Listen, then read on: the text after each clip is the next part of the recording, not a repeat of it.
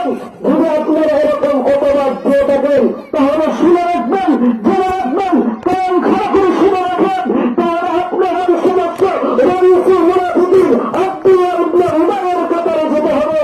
এছাড়া আপনার কোন পুত্র কোনো পথ থাকবে না।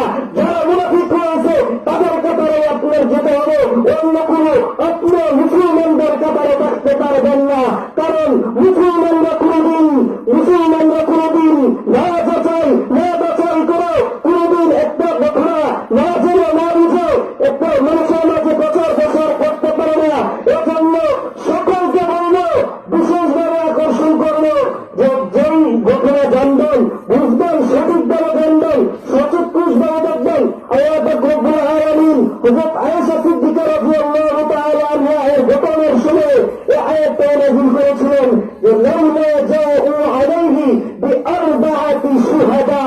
হে মুসলমানরা, তোমরা যদি এই ঘটনাকে সত্যই মনে করো, যদি সত্যই মনে করো, তাহলে তোমরা চারজন সাক্ষী এবং সাক্ষী আনো নাই, যে সমস্ত সাক্ষীরা চাক্ষুষভাবে চোখ দিয়ে নিজের চোখকে দেখেছে, সেই সমস্ত চারজন সাক্ষী নিয়ে আসো, তারপর আমি ঘটনাকে বিশ্বাস করবো, নয়তো বিশ্বাস করবো না। কিন্তু ইসে মুনাফিকিন আব্দুল্লাহ ইবনে উমর সহ কেউ এই ঘটনাকে